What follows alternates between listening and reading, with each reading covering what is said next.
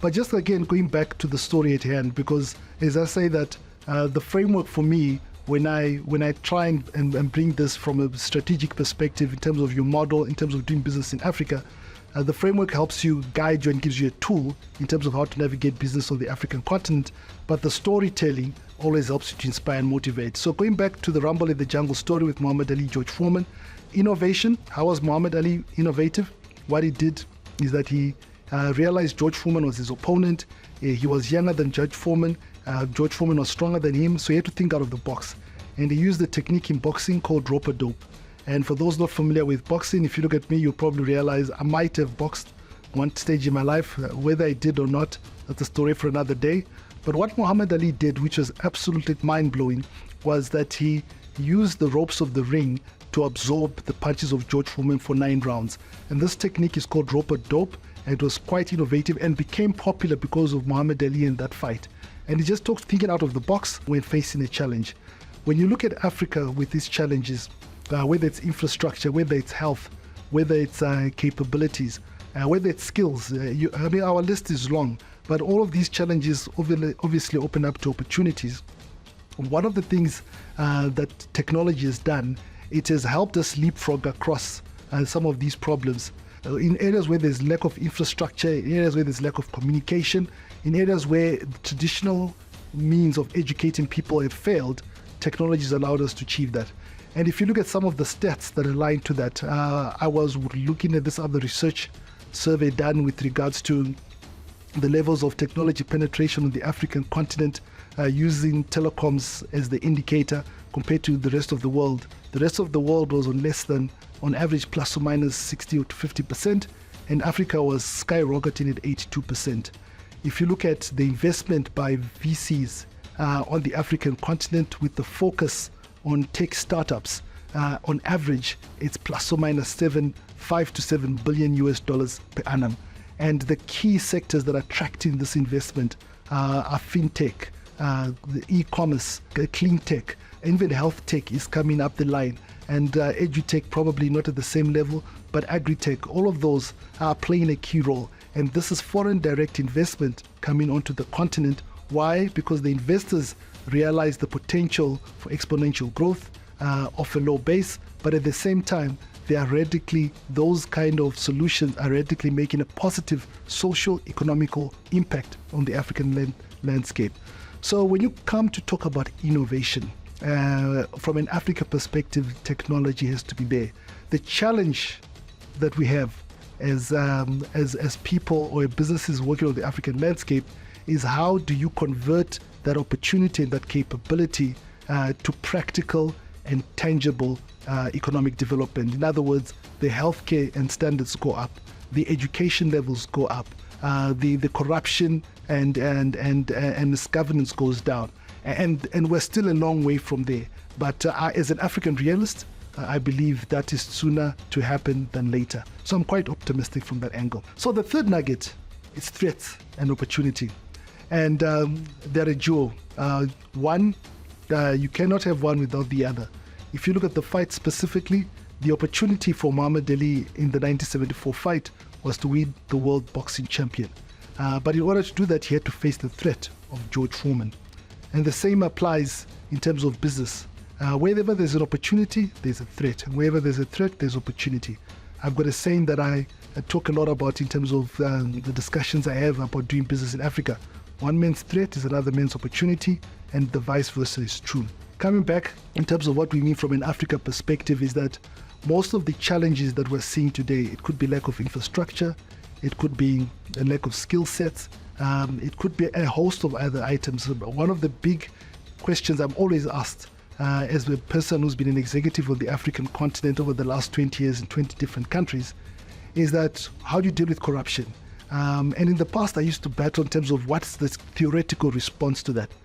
But I've learned over the years, just to be honest and authentic in terms of the experience that I used to have, being an executive, having to be credible and having to practice corporate governance, is that yes, there will be people knocking on the door to offer you the brown envelope for one reason or the other. You've got two options. You can either accept it or say no. Fortunately for me, in every case, I've said no. And 9 out of 10 in those cases, the people have lost good deals, and that's the price you have to pay. But for the deals that the people have respected us and expected our stance from a credibility perspective, where we have said no and they've continued to do business with us, we've seen the returns on that in a credible and accountable way. So for me, I talk from my own experience. I'm not talking based on theoretical hearsay, on other assumptions that have been made, but from what I've seen done and practiced on the African continent. When it comes to threats and opportunity, from a threat perspective, if you look at a survey that was recently done by The Economist, in which they branded it and called it the Africa Outlook Report, and I participated in this presentation, they highlighted the political instability, and one of the key areas is the Sahel region, which stretches from Senegal, from a West Africa perspective, all the way across to Ethiopia. And for those that follow the media, you'll see that there was a lot of instability and a lot of coup d'etats that happened, 3 or 4 significant ones that happened in that same region, creating obviously concern and instability. Another big issue from an Africa perspective that's happening this year is that there are a lot of elections, and Africa has got a history of not having majority of these elections going the way they should be under democratic processes. All of these raise concerns with regards to stability. But having said that, the same survey, when you look at the people talking about opportunities in the same regions, in the same continent, you hear people talking about the opportunity that clean tech has shown. A recent EY report has shown that clean tech is beginning to be the biggest attraction of FDI investment on the African continent, even exceeding infrastructure, which used to be quite popular. So what does this all talk about? We do have threats, we do have opportunities. But again, you have to look at the country, you have to look at, you have to unpack it literally from a systems perspective and look at individual components and bear in mind the environment that it's in, but appreciate that each country, each region has got a unique components that actually can be dealt in and cordoned off from the bigger risk. It's not easy, it's hard, but for the companies that have done that successfully, they've reaped the rewards, as opposed to just looking at it through one lens and trying to use that same lens and the framework across everything. So we go to our 4th component now, and we've talked about territory as absolutely laying the key foundation. We've talked about innovation and the role that it plays, influence to a large extent with by technology. We've talked about threats and opportunities, how they are a jewel, and one man's threat is another man's opportunity. And when you go into country or out of country or into region or out of region, that is absolutely critical. And the last component of this framework, I call it RD, which really stands for the relentless drive and determination, or in summary, the resilience. And how does this come into play? So let's go back to the initial story I shared with regards to the Muhammad Ali George Foreman fight.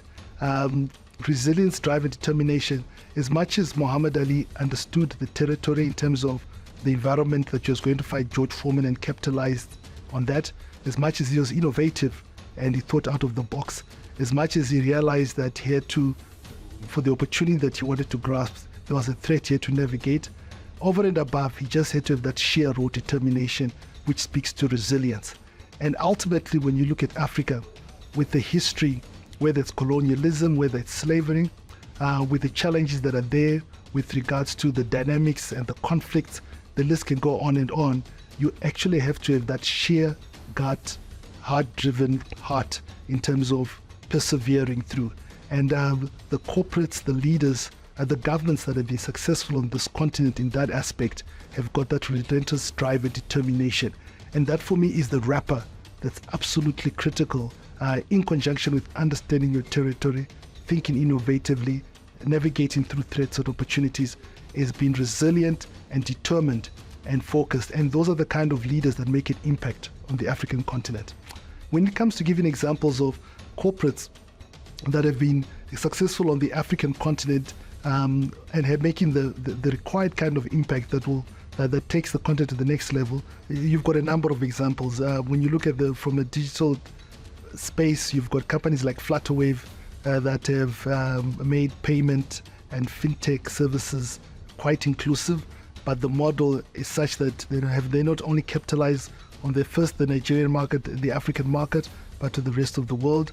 When you look at just in the FMCG space or in the cement manufacturing space, you've got companies like Dangote. Also the technology space, you've got powerhouses like Econet, which is a pan-African company that started off in Zimbabwe, but is now branched into technology, has gone into data centers. So you can see the technology companies have done well, but we've also got great stories in the food and beverage space, like Nando's, that started off in Africa. The model was successful in South Africa, and they've now gone and now have done quite well in America and in the USA. So what does this all talk to about? It talks to about companies that have understood the 4 components I was talking about, understanding the territory, being innovative, navigating through threats and opportunities, and having a leadership that's got the resilience to grow. And those are the companies that are making the right impact and changing the economics of the African space. And they're not just doing this in terms of the products that they offer, but also how they groom and develop skill sets within the continent to grow to the next level. When somebody comes to me and then says to me, Rutendo, what are the necessary business strategies for one to be successful in the African continent? The framework I share with them every time, without even budging or flinching, is TITO to the power of RD. I say the T, understand the territory. The I, think innovatively. The TO, navigate through those threats and opportunities. And the RD, have that relentless drive and determination. When you think through this, act through this, and implement through this, you are guaranteed to be successful, because it gives you a reference point in terms of a tool that's tried and tested, that draws from best thought leadership and practice, and allows you as an organization with your leaders to be successful. When talking about Africa and giving insight and wisdom, it's almost impossible to do that without having to give reference to some of the African proverbs that have survived the years, but have brought that language, the insight, the traditions with them, that have not only given our ancestors the advice that they needed to be successful on the continent, but even today bringing a lot of wisdom to guide us. Now, in the line with that, I want to share with 3 African proverbs that are close to my heart and are in my book that I've published, but I think talk quite nicely with regards to resonating with the message I'm sharing with you today. The first one is a proverb from South Africa, and it says, "Until the lions have their historians, tales of hunting will always glorify the hunter." And for me, this proverb talks to the whole aspect of having to appreciate that for Africa, as Africans, we have to create our own narrative, fulfill it, and have the inspiration and hope that what we say we'll do, we will do it accordingly. The second proverb comes from the beautiful set of islands called Sao Tome and Principe. And this talks more to thinking strategically from a long-term perspective. And the proverb goes along these lines. During the dry season, it is better to befriend the owner of the canoe. And if you let that sink in, it just gives you perspective in terms of making the right decisions now that have got future implications. And the last but not least, coming from Uganda, and this really talks to in terms of thinking with wisdom. And for me, the older I get, I reflect on a proverb like this, because it allows you to appreciate that Africa has got a long history, a lot of pain, a lot of happiness. And going into the future, you can never appreciate the future without appreciating where you've come from. And this proverb says, old men sit in the shade because they planted a tree many years before. And that for me summarizes the beauty and wisdom of the African knowledge, and very applicable in terms of any business strategy in this day and age.